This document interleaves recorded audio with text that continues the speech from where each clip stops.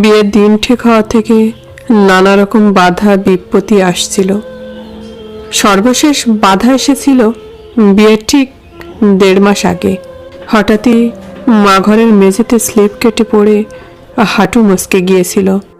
যদিও আমরা ভেবেছিলাম হাঁটুটা বোধহয় ভেঙেই গেছে, শেষ পর্যন্ত এক্সরে করে দেখা গেল ভাঙেনি, তবে যথেষ্ট চোট লেগেছে। প্রায় 1 মাস ধরে রেস্ট আর ফিজিওথেরাপি করে মা এখন ঠিক আছেন, তবে মাঝে মধ্যেই হাঁটুতে ব্যথা অনুভব করেন। শেষ পর্যন্ত অনেক টানাপোড়েনের মধ্য দিয়ে বিয়েটা আমার হয়ে গেল। আজ আমাদের ফুলশয্যা।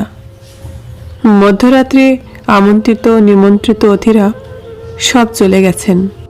আমি ঘরে ঢুকে দরজা বন্ধ করে তাকিয়ে দেখি নতুন বউ শিবানী ফুল দিয়ে সাজানো খাটের এক কোণে বসে এক মনে তার মোবাইলের দিকে তাকিয়ে আছে। শিবানী এতটাই অন্যমনস্ক ছিল, আমার ঘরে আসা এবং দরজা বন্ধ করাটাও সে টের পায়নি। একটু কাছে গিয়ে দেখলাম মোবাইল স্ক্রিনে ওর সাথে একটা ছেলের ছবি, আর সেই ছবিটার দিকে সে এক দৃষ্টিতে তাকিয়ে আছে, আর ওর চোখ দিয়ে সমানে জল পড়ছে। হঠাৎ ঘাড় ঘুরিয়ে আমাকে দেখে শিবানী কিছুটা অপ্রস্তুত হয়ে গিয়ে নিজের চোখে জল মুছে মোবাইলটা বালিশের নিচে রাখলো। সম্পূর্ণ বিষয়টা আমার কাছে জলের মতো পরিষ্কার হয়ে গেল। আমি কোনো রকম ভনিতা না করেই সরাসরি জিজ্ঞেস করলাম, কে ছেলেটি? আমার প্রশ্ন শুনে শিবানী কিছু সময় চুপ করে থেকে উত্তর দিল, ওর নাম সুব্রত। আমরা একে অপরকে ভালোবাসি। আমার সেরকমই মনে হয়েছিল, তবু যেন একটা ঝটকা খেলাম। সারা শরীর কাঁপতে লাগলো। হঠাৎ মনে হলো গলাটা একদম শুকিয়ে গেছে। টেবিলে রাখা বোতলটা নিয়ে ঢকঢক করে খানিকটা জল খেয়ে ঘরের মধ্যে 2-1 বার পায়চারি করে শিবানীকে বললাম, এই কথাগুলো আপনি আমাদের বিয়ের আগে কেন বলেননি? আমি আপনাকে বিয়ের আগে সামনাসামনি অনেকবার জিজ্ঞেস করেছিলাম, তখন আপনি সত্যিটা বলতে পারতেন। তা না করে আপনি সেটা গোপন করে গিয়েছিলেন। আপনি জানেন, প্রতিটা মানুষের এই বিশেষ দিনটা নিয়ে অনেক স্বপ্ন থাকে। আপনি এরকমটা কেন করলেন আমার সাথে? আপনি আমাকে সামনাসামনি বলতে না পারলেও ফোন করে তো বলতে পারতেন। যেভাবে হোক আমি নিজের সম্পর্কটা ভেঙে দিতাম, তাতে অন্তত আমার স্বপ্নটা ভেঙে চুরমার হয়ে যেত না। এটা আপনি ঠিক কাজ করেননি। শিবানী উত্তরে বলল, আমি অনেকবার বাবা মাকে বলেছি সুব্রতর কথা, ওরা আমার কোনো কথা শোনেনি। ওদের কথায় আমি বাধ্য হয়ে এই বিয়েতে মত দিয়েছি। কথাটা শুনে রাগে জলের বোতলটা টেবিলের উপর দুম করে রেখে বললাম, এটা একটা কথা? আপনি বিয়েতে মত দিয়েছেন, আর আপনি ফুলশয্যা রাতে প্রেমিকের ছবির দিকে তাকিয়ে বসে আছেন। আমার যে এখন কি করা উচিত সেটাই বুঝতে পারছি না। মনে হচ্ছে দরজাটা খুলে কোথাও বেরিয়ে যাই। একটু দম নিয়ে বললাম, একবার ভেবে দেখেছেন নিজের বাবা মায়ের কথা রাখতে গিয়ে, তাদের উপর রাগ দেখাতে গিয়ে একসাথে 3-3টে জীবন নষ্ট করে দিতে যাচ্ছিলেন? আমার কথা ছেড়েই দিন, আপনি সারা জীবন এই মিথ্যে সম্পর্কটা বয়ে নিয়ে যেতে যেতে জীবন্ত লাশ হয়ে যেতেন। আর সুব্রত মানে আপনার ভালোবাসার মানুষটি কোনোদিনও পারতো আপনাকে ক্ষমা করতে? আপনি পারতেন সুব্রতকে ভুলে থাকতে? তাকে ভুলে থাকতে পারছেন না বলে ফুলশয্যার রাতে মোবাইলের স্ক্রিনে তার ছবির দিকে তাকিয়ে আছেন। আপনিই বলুন আমার কি করা উচিত। শিবানী আমার দিকে ফ্যালফ্যাল করে তাকিয়ে রইল, চোখে তার জল। মেজাজটাকে ঠান্ডা করে বললাম, দেখুন শিবানী, মনে একজন আর পাশে একজনকে নিয়ে আর যাই হোক জীবনে সুখী হওয়াটা যায় না। বিছানা থেকে মাথার বালিশটা টেনে নিয়ে বললাম, আপনি শুয়ে পড়ুন, আমি সোফায় আমার ব্যবস্থা করে নিচ্ছি। শুধু একটা অনুরোধ, বিয়ের প্রথম দেখাশোনার দিন থেকে যে অভিনয়টা শুরু করেছেন সেটা দয়া করে আরও কিছুদিন করে চলুন। ভয় নেই, ততদিন আপনার ওপর কোনো রকম স্বামীর অধিকার দেখাতে যাব না, কথা দিচ্ছি। যত তাড়াতাড়ি পারি আপনাকে এই মিথ্যে সম্পর্ক থেকে মুক্তি দিয়ে দেব। আশা করব সেই কটা দিন আপনি আমায় সময় দেবেন। একটু দম নিয়ে আবার বললাম, আমার মাকে দয়া করে কিছু জানাবেন না। মা জানতে পারলে খুব কষ্ট পাবেন, কারণ মা আপনাকে প্রথম দিন দেখার পরই পছন্দ করেছিলেন, আর আমি সেই পছন্দটাকে প্রাধান্য দিয়েছিলাম। পরদিন সকাল থেকে শুরু হলো বিয়ে করা বউয়ের সাথে অভিনয় করা।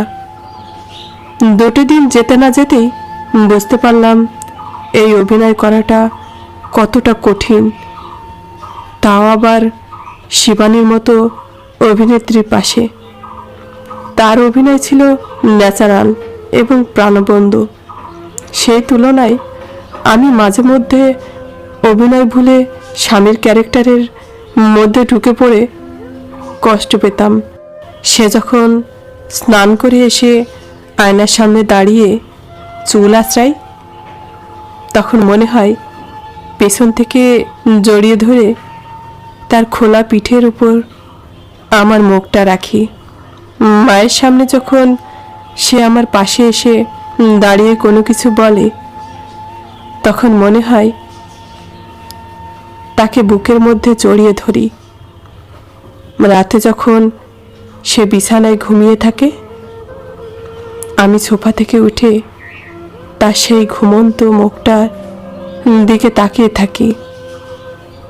এখনো পর্যন্ত মনে মনে যেটা ভাবতাম, যদিও সেটা ঠিক না, কিন্তু অসুবিধাটা হলো দিরাগমনে শিবনের বাড়িতে গিয়ে এক বিছানায় তার পাশে শোয়া।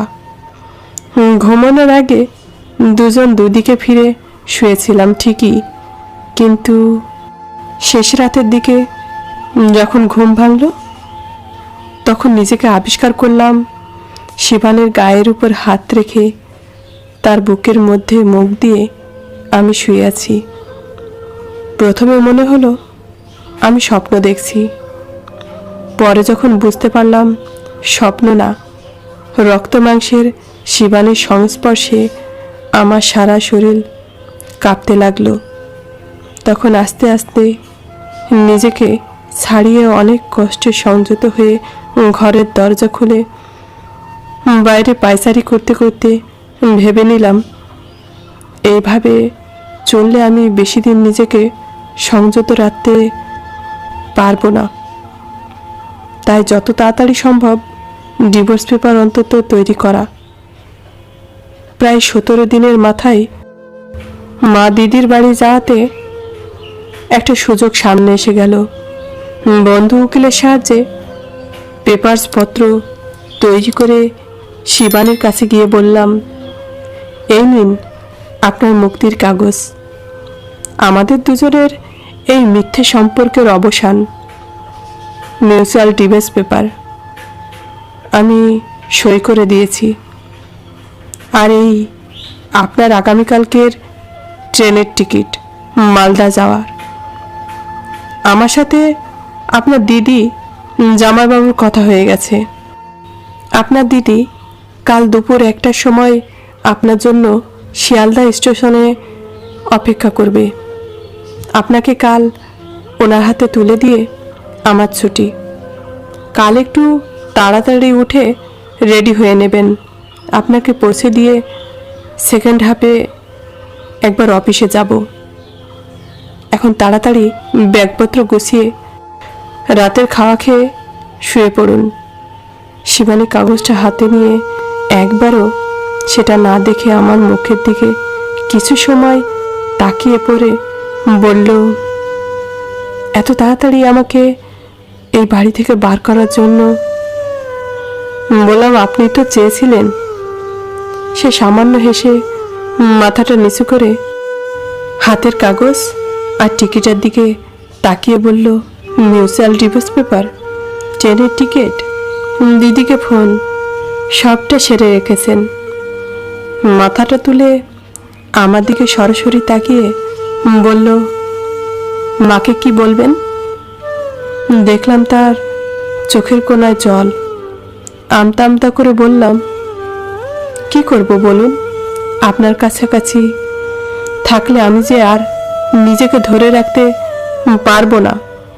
তাই ভালো লাগা আর ভালোবাসা না বাড়ানোই ভালো। আপনি চলে যাওয়ার পর প্রথম প্রথম কয়েকদিন হয়তো একটু অসুবিধা হবে, কিন্তু আপনি আরও কিছুদিন থেকে গেলে সব থেকে কষ্ট পাবেন আমার মা। মা দিন দিন আমাদের মিথ্যে সম্পর্কটা আঁকড়ে ধরে আপনাকে নিজের মেয়ের মতো ভালোবেসে একটা মিথ্যের সাথে জড়িয়ে পড়বে।